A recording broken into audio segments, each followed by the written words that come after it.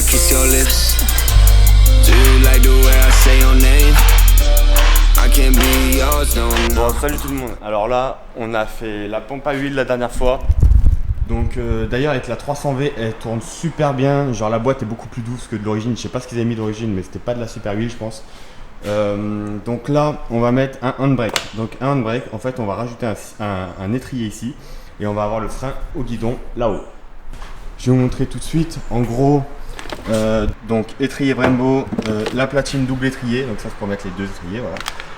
Et le maître cylindre. Alors j'aurais pu prendre moins bien que ça, j'ai vraiment pris de la bonne qualité, un vrai truc, ça vient de chez 50 Stunt, donc aux États-Unis. Il y en a environ pour 480 € le tout. Ensuite tu rajoutes 123 € de taxes de douane. On aime bien donner de l'argent à la douane. Et voilà, donc on va enlever ça.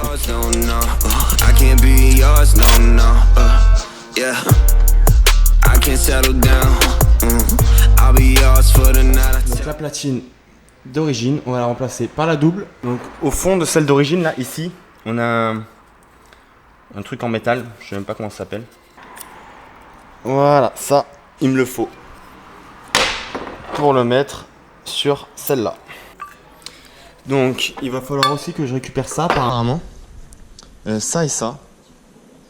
Je sais pas trop comment ça se démonte, mais il faut que je les récupère. I can't be yours, no, no. I can't be yours, no, no.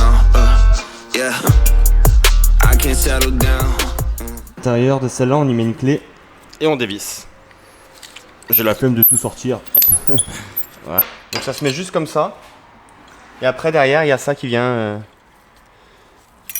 resserrer comme ça. Là. Là, on est bon. Ok. I'll be yours for the night, I tell you, you hate that shit but play it off. On connaît tous ce moment, tu vois. Quand t'as fini de remonter et que tu retrouves ça. C'est la petite pièce qui vient en haut qui vient juste en là, en fait, comme ça. Et j'ai oublié de la mettre. Donc je suis bon pour redémonter les filets. Enfin, bref, c'est un peu compliqué de vous montrer avec la caméra, mais en gros ça vient comme ça. Voilà, donc j'ai rattrapé mon erreur de débutant. Donc là, on va brancher la Duritavia. Et ensuite, on va essayer de la faire passer jusqu'en haut, proprement.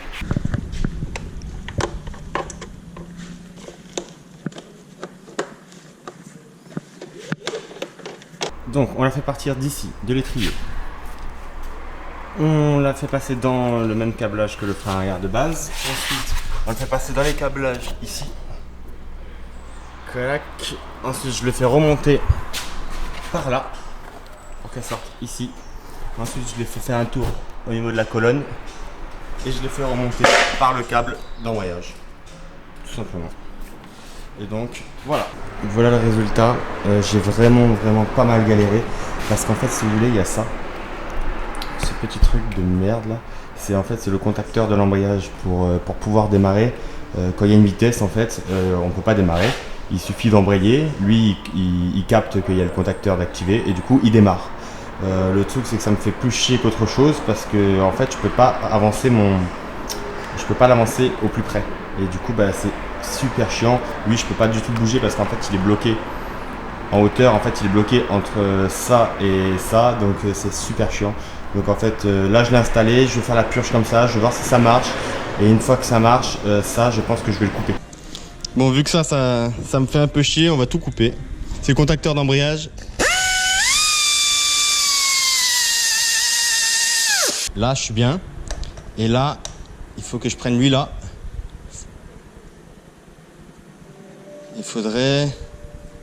Ouais, comme ça. Il faudrait le tordre. Ouais, donc il faudrait que tu le laisses là. Là, et je le torde un peu. Ouais, juste avant. Je vais le tordre dans l'étau et puis voilà.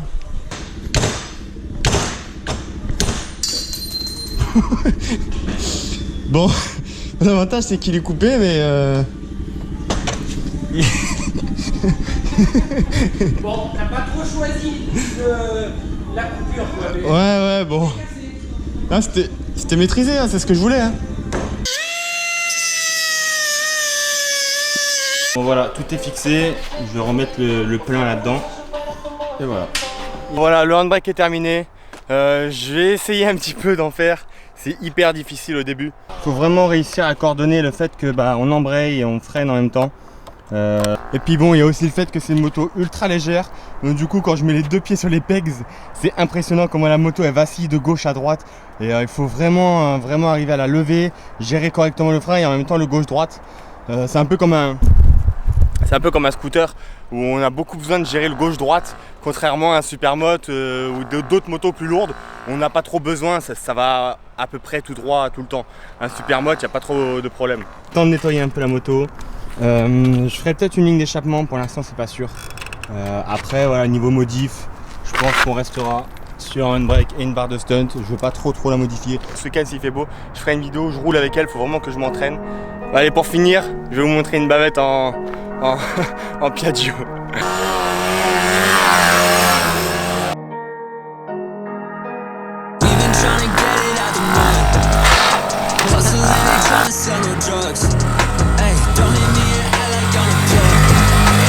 I'ma find a way to stack it up.